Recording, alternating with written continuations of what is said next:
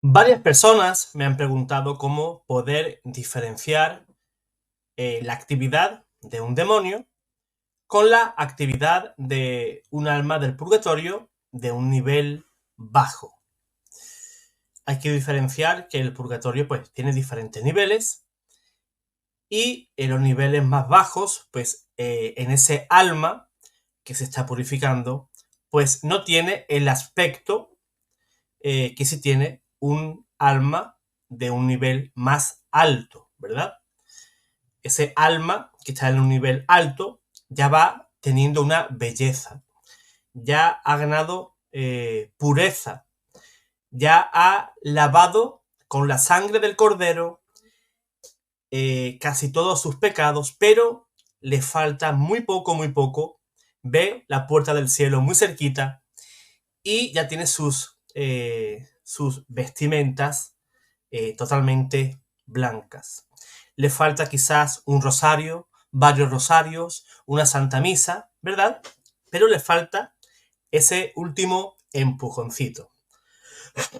Pues bien, a veces se puede dar que nos podemos confundir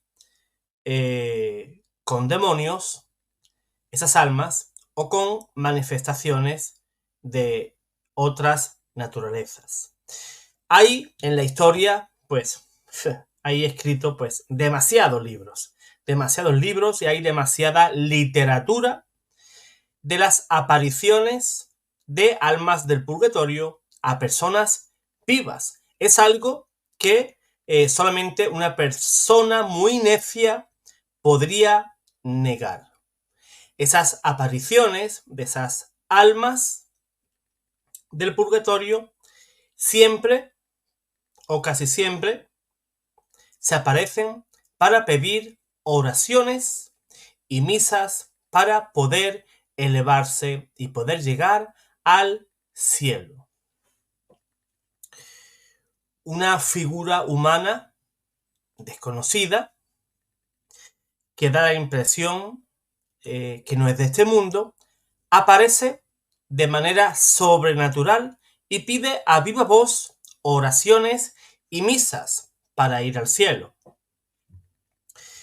Estas son apariciones de almas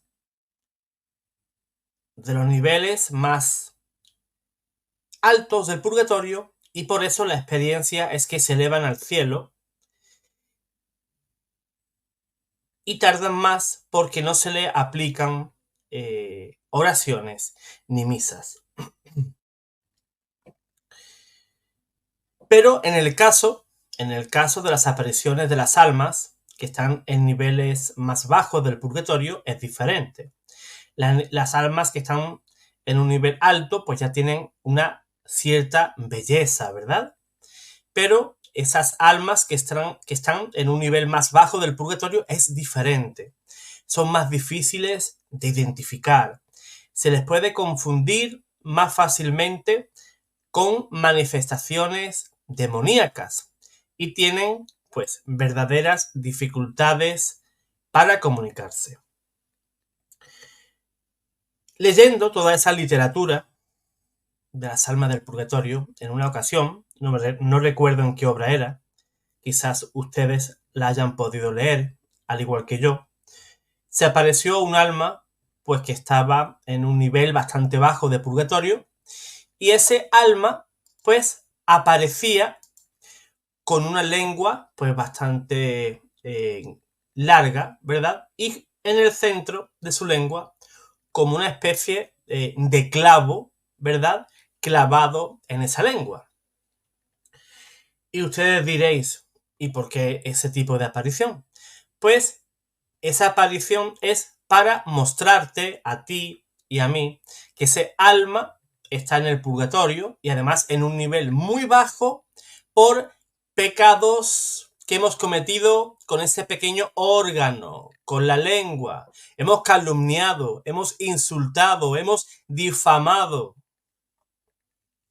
Y de esa manera Dios permite que veamos nuestra miseria. Y para que tú y yo dejemos de cometer esos pecados tan feos y que tanto ofenden a tu prójimo y, por supuesto, a Dios. Según la enseñanza de la Iglesia Católica, las almas del purgatorio están detenidas allí donde están siendo limpiadas, están siendo lavadas de todos esos reatos de pecados antes de que puedan entrar a la alegría del cielo y estar en presencia de Dios y ver a Dios cara a cara tal cual es. O sea, la visión beatífica. A esas almas, esas benditas almas, pues ya han traspasado los portales de esta vida, por lo que ya no pueden cometer más pecados y están en el mismo estado que cuando murieron. Sabemos, y ellos saben de igual manera, que su salvación está asegurada, porque están en el purgatorio, no han sido condenadas. Ellos saben que deben de pasar un tiempo para que puedan llegar al cielo. Lógicamente, pasando el umbral de la muerte no existe el tiempo, es un eterno hoy, o como se le llama en teología, ¿no? El Evo. Evo es ese tiempo que parece que el tiempo se ha detenido, ¿verdad? Estamos viviendo un eterno presente. Por eso no es correcto, aunque sí lo usamos, ¿no? Por ejemplo, de decir en el lenguaje humano, pues esa persona ha pasado 3 años en el purgatorio, 10, 15, 20, 500. Pero allá no hay un periodo de tiempo definido, ¿verdad? Las personas a veces, pues, reciben la visita de esas almas. Dios permite que un alma aparezca a un ser vivo para poder ser liberada del purgatorio, o por lo menos para que su sufrimiento sea mucho menor. A mí me duele ver, porque en ocasiones he llegado a ver sacerdotes muy famosos aquí en internet llegando a decir que las almas no se pueden aparecer a los vivos. Pero tú dices, a ver, este sacerdote se sabe la Biblia de pe a pa, de Génesis a Apocalipsis, y ¿cómo puede negar eso? A ver, Elías y Moisés no se aparecieron, no estaban muertos. ¿Cómo podemos negar eso? Hay pruebas bíblicas sobre eso, de que personas que han fallecido luego han aparecido aún vivo. Samuel en el Antiguo Testamento, por ejemplo. Jeremías aparece en Macabeos también, y llevaba como 500 o 600 años muerto. Por eso no entiendo por qué a veces se niega, ¿verdad?, de que un alma del purgatorio no puede aparecerse. Siempre con el beneplácito de Dios y su divina providencia, permiten eso, que se lo digan a los cientos de miles de personas que han tenido este tipo de experiencias. Pero bueno, esto pues sucede también, las apariciones, a personas que son piadosas y compasivas, aunque también conozco personas que no son piadosas, que no son compasivas y tampoco son católicas, y han tenido este tipo de experiencias. ¿Para qué? Para que mediante esas experiencias pues puedan despertar de ese letargo espiritual. Porque ellos, ¿qué dicen? Todo eso que me sucedió fue del demonio. Y todo lo sacan al demonio, cuando ha sido un alma del purgatorio que lo único que te pide es oración y celebraciones de misas, sufragios en general. Ellas vienen pues para pedir sacrificios ayunos, por ejemplo, tu sufrimiento, que lo dediques a ellos. Oraciones, que son los medios que podemos usar para ayudar a esas pobres almas. Por ejemplo, por decirte algo sencillo, tienes un dolor de muela hoy, por decirte algo, y tú dices, pues voy a ofrecer este pequeño dolor que tengo, este malestar, lo voy a dedicar pues para esas almas, ¿verdad? Ofrecer nuestro sufrimiento, nuestro dolor. ¿Por qué? Porque a Dios eso es agradable. Yo sé que hay personas de diferentes denominaciones que rechazan el dolor, rechazan el sufrimiento y te ofrecen pues diferentes caminos, diferentes vías para que evites el sufrimiento y para que el sufrimiento se vea como algo que va de la mano del pecado. Pues hay muchas historias y encuentros con almas del purgatorio, con santos y beatos, y todo lo que ellos hicieron para poder liberarlas. Especialmente, por ejemplo, Padre Pío, el beato Enrique Suso, San Juan Macías, eran conocidos por haber liberado de manera literal miles de almas del purgatorio durante su vida. Las almas del purgatorio en general reciben una doble gracia cuando rezamos por ellas. En primer lugar, reciben una disminución de parte de su tiempo asignado para estar en el purgatorio. Algo así como disminuir la condena de un prisionero en la tierra. Esto es una pregunta que muchos de ustedes me la habéis hecho de manera individual y yo ahora pues de manera general pues la respondo para que lo sepáis. Acortamos el purgatorio. Imagínate la ayuda que le estamos dando. En segundo lugar, ellas, las almas, reciben un cierto alivio del dolor de la purificación que están experimentando. Algo así como llevar un botellín de agua fresca a alguien que está en medio de un desierto, al sol y muerto de sed. ¿Verdad que lo agradecéis?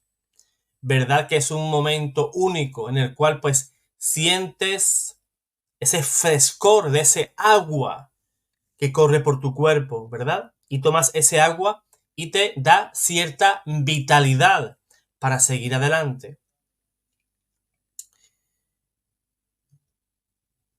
Pues bien, eso pues lleva ese tipo de ayuda, ¿verdad? A esas almas, pero no a todas. Según los místicos, las almas que están en un nivel más bajo, algunos místicos dicen que esas almas no reciben esta segunda gracia. O sea, el alivio, ¿verdad? Reciben solamente la primera, la disminución del tiempo de la condena. Pero una vez que se elevan a regiones superiores del purgatorio, recibirán esas dos gracias que reciben de nuestras oraciones. Pues bien, para tener una idea de cómo se organiza el purgatorio, podemos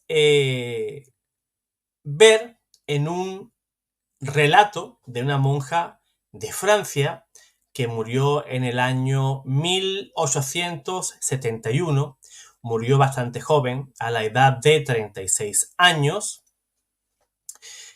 y dos años después, 2 años y medio después, ella comenzó a aparecerse desde el purgatorio y se le aparecía a una monja compañera en su convento.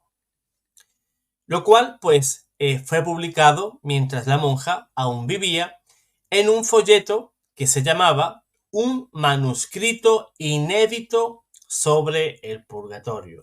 Dice que en el purgatorio hay varios niveles y el nivel más bajo es el nivel más doloroso. Es como si viviera ese alma un infierno, pero un infierno de manera temporal. No es el infierno, la pena eterna, ¿verdad? Pero el sufrimiento es parecido al del infierno, pero temporal. Va a estar ahí durante un tiempo. Allí están los pecadores que han cometido crímenes terribles durante su vida y cuya muerte los sorprendió en ese estado. Se salvaron como en una especie de milagro, ¿verdad?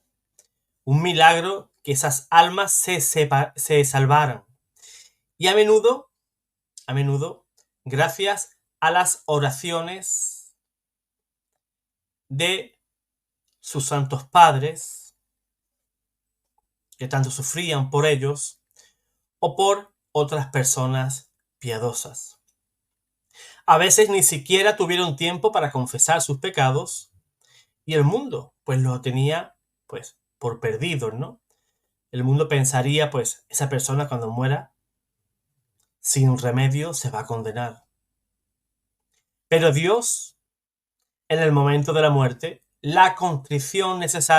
dio la contrición necesaria para su salvación, a causa de una o más buenas acciones que realizaron durante su vida. Por eso, la persona, por muy malísima que fuera, ni a ti ni a mí nos toca dirimir si esa persona está condenada o se salvó.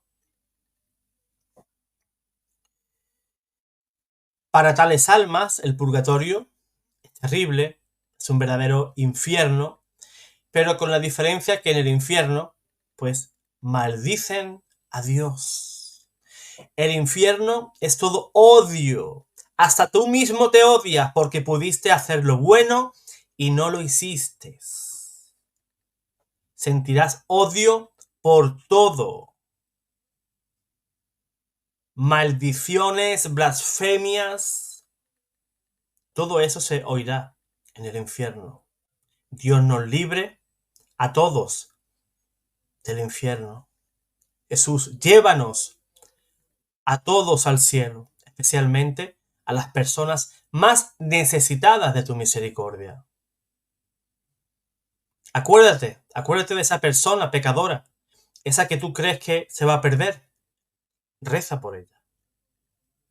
Igual Dios, en un momento dado de su vida, pueda arrepentirse y ponerse a cuenta con Dios.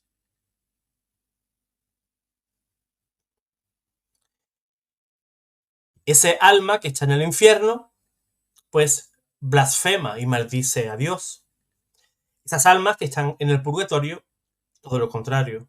Ese sufrimiento es porque anhelan estar con Dios. Junto a estos están las almas que, aunque no cometieron grandes pecados como las demás, pero fueron indiferentes a Dios. No cumplieron con sus deberes de cristianos y se convirtieron al borde de la muerte. Muchos no pudieron recibir la Sagrada Comunión, están en el purgatorio por los largos años de indiferencia y sufren dolores inauditos y son abandonados sin oraciones, o si se dicen por ellos, no se les permite aprovecharse de ellas. Ahí, en esa etapa de purgatorio, se encuentran religiosos de ambos sexos, que fueron tibios, descuidados de sus deberes e indiferentes a Jesús. Sacerdotes que no ejercieron su sagrado ministerio con la reverencia debida y que no inculcaron un amor a Dios lo suficiente en las almas confiadas a su cuidado. En el segundo nivel del purgatorio están las almas de los que murieron con pecados veniales, no expiados del todo antes del fallecimiento, o con pecados mortales que le han sido perdonados, pero que no han satisfecho enteramente a la justicia divina.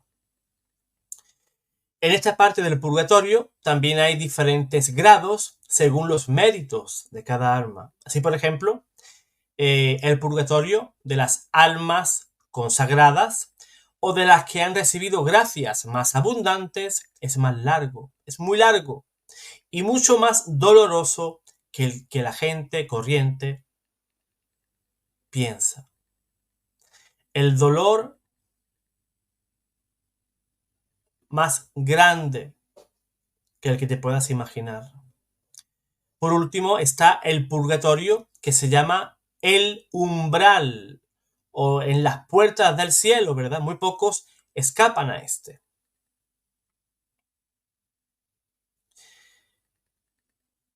Para evitarlo por completo, uno debe desear ardientemente el cielo y la visión de Dios. Por eso, desde ya, hermano, hermana, tenemos que tener ese anhelo ardiente de estar con Dios, de estar en el cielo. ¿Qué dice la Sagrada Escritura? El reino de los cielos se ha acercado. Siéntelo en tu corazón, en tu alma. Desea. Igual que hay personas que odian y no quieren estar con Dios y se condenan y lo hacen de manera voluntaria, pues tú y yo de manera muy, muy voluntaria vamos a pedir de manera ardiente, con todo nuestro amor, el cielo. Y anhelamos desde ya estar ante Dios, verle cara a cara.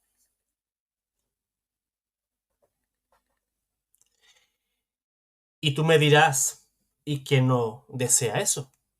Pues mucha gente no lo desea. Hay personas muy piadosas que no tienen un deseo suficientemente fuerte de ir al cielo. Ir al cielo lo tenemos como algo lejano. Soy joven, tengo salud, tengo dinero, trabajo. ¿Quién como yo? Y no pensamos que esta noche Dios mismo puede reclamar nuestra alma, como dice esa parábola. Mañana voy a hacer un granero mucho más grande, para guardar mucho más grano. ¿Y qué le dijo Dios? Miserable, si esta noche voy a reclamar tu alma, pues tú y yo debemos de aprender y debemos de desear fuertemente el ir al cielo. Pero no solamente querer ir al cielo de una manera egoísta. Yo me quiero ir al cielo. No, no, no. Tú y yo queremos irnos al cielo. Pero tú y yo vamos a arrastrar a todo el mundo que podamos para ir al cielo.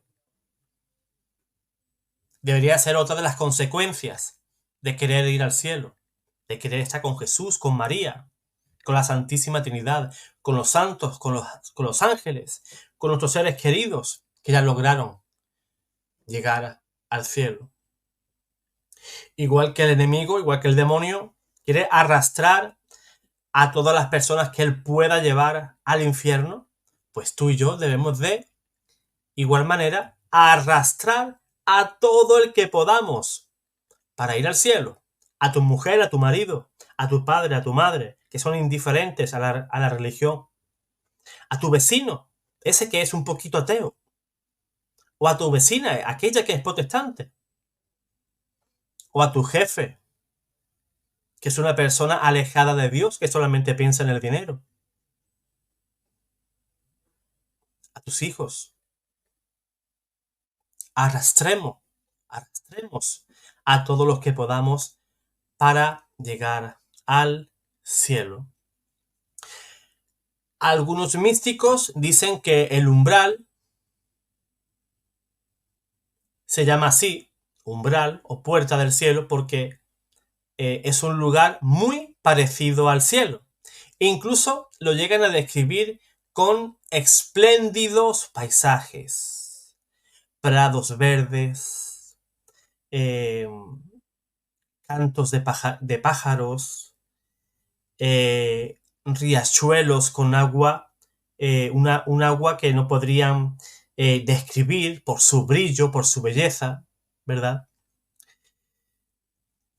Y les es muy difícil, pues, describir esos colores que ven, esos sonidos que oyen, como San Pablo, ¿verdad? San Pablo, ¿qué decía? Él era un poco vergonzoso, ¿no? Y decía, sé de un hombre, pero él sabía que hablaba de él, sé de un hombre que ha sido llevado al cielo, no sé si en cuerpo o fuera de él.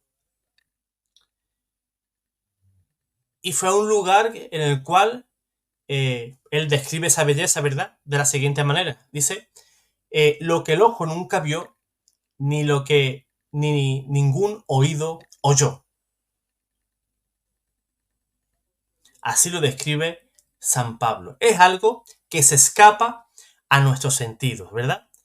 Pues así, de esa manera lo describía San Pablo a los corintios. Pues bien, un místico recibió un sacerdote que tenía que pasar solo un momento allí antes de ir al cielo, pero aún en este nivel, ¿verdad?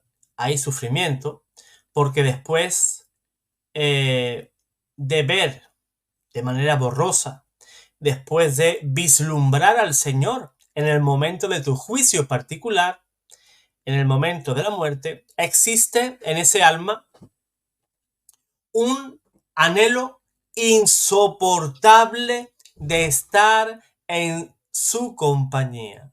Queremos estar delante de él. En el momento que tú y yo partamos de este mundo,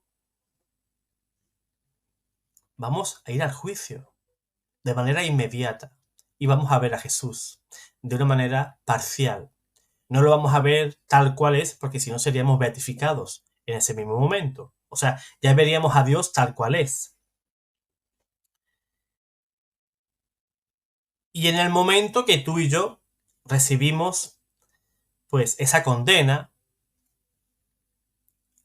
al purgatorio, recibimos esa sentencia y tenemos que ir al purgatorio, y después de ver de manera borrosa de lo que intuimos que es Dios,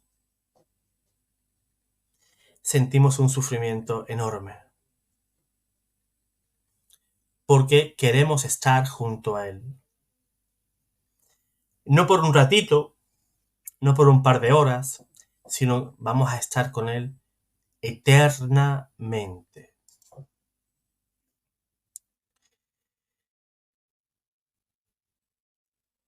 Generalmente, las historias que se cuentan del purgatorio son de almas de personas y son totalmente reconocibles. Quienes se presenten o se presentan a seres vivos para que oren y hagan misas para ellos, y se sabe que después de hacer esos sufragios, esas almas se elevan de manera inmediata al cielo. Pareciera que esas almas, en el nivel más alto del purgatorio, donde les faltaba ese último empujoncito, ¿no?, para ir al cielo.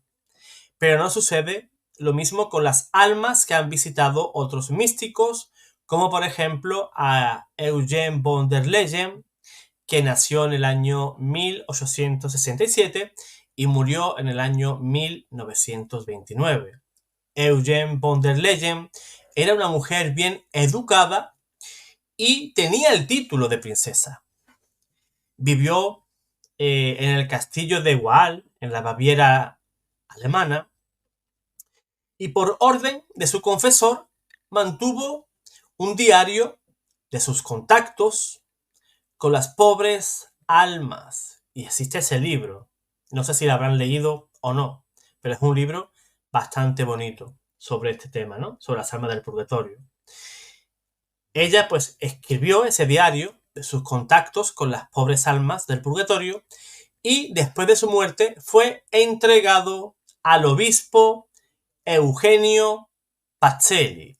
¿Quién fue el obispo Eugenio Pacelli? Pues sería el que más tarde se convertiría en el Papa Pío XII. Estas almas que se le aparecían estaban cursando a veces una condena de siglos. No de un año, no de dos, de tres, de siglos. Algunos de sus visitantes eran religiosos difuntos y estos no se podían mostrar del todo. La princesa Eugenie registró lo siguiente. Dijo esto en su diario. El 9 de agosto del año 1921, a las 5 de la tarde, vi a una monja de pie entre dos árboles en el jardín. Como parecía estar esperándome, pensé que era una monja que conocía de antes. Me apresuré a encontrarla. Ella desapareció repentinamente sin dejar rastro. Retrocedí para ver si podía ser una ilusión de la sombra, pero el espacio entre los árboles era como siempre. Algunas eran solo figuras grises, otras estaban en la niebla.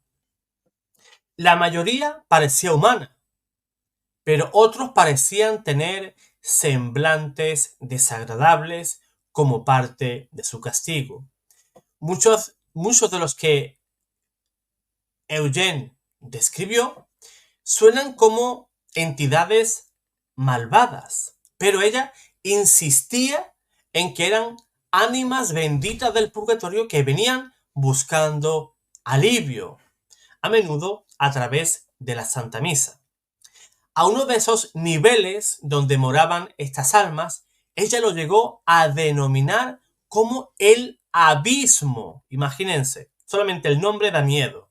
El abismo, un lugar profundo.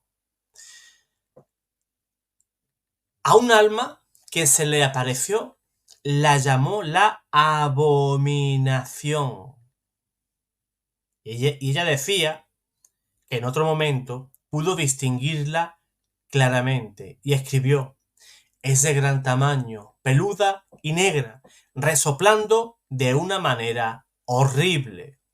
Me protegí, decía la princesa, con una partícula de la Santa Cruz y el agua bendita. Me miró y luego salió por la ventana.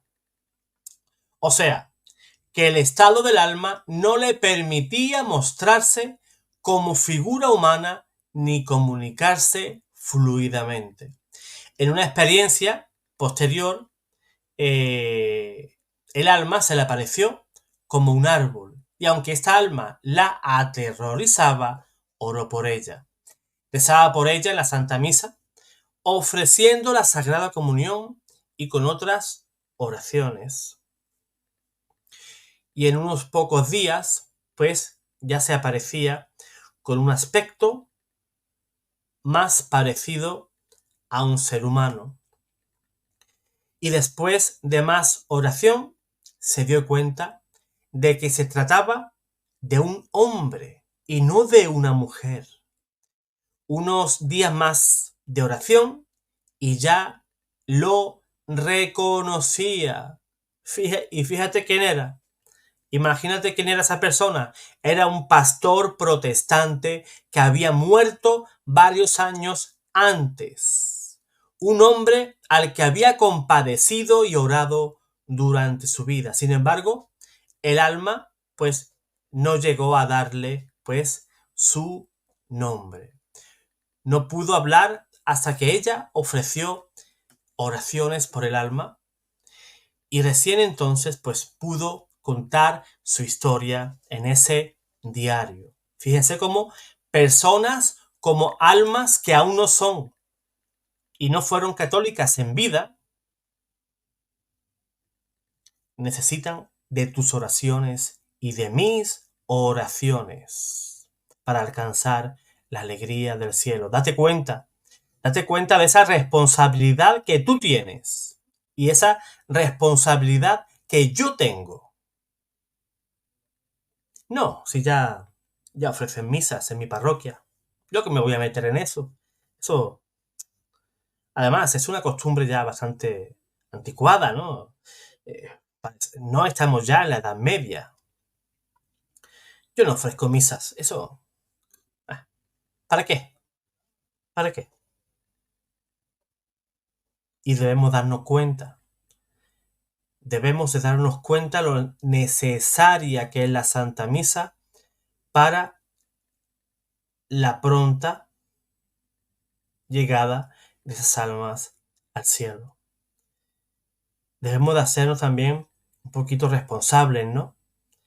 De nuestros familiares que están en el purgatorio. Y como dije antes, y lo vuelvo a decir ahora, darle ese último empujoncito para llegar al cielo. Eso de empujoncito se lo llegué a decir yo incluso en una ocasión a mi hijo, ¿no? Porque ya saben, los niños a veces llegan a una edad que es muy complicada, quieren saberlo todo, pero no saben nada. Y le digo, yo te meto a ti en el cielo, aunque sea a empujones.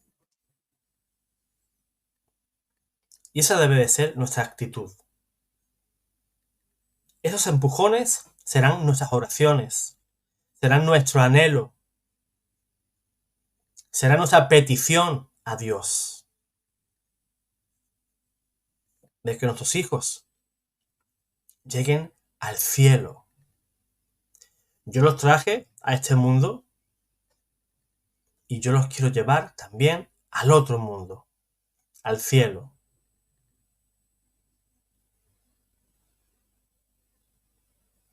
Y espero que esa gracia, pues, me la dé nuestro Señor. Así que espero, hermano, hermana, que este video te sirva de algo y te excite en esas ganas de ayudar a las almas. No te preocupes. Si crees que ese alma, pues, era de una persona muy pecadora, no conocemos el corazón de las personas. Dios en este último momento le ha podido regalar la gracia del arrepentimiento y ese alma pues tenga que pasar por el purgatorio. Dios es Padre y nos ama a todos. Y siempre que nos abramos a su misericordia, Dios está dispuesto a salvarnos. Dios te guarde, Dios te bendiga.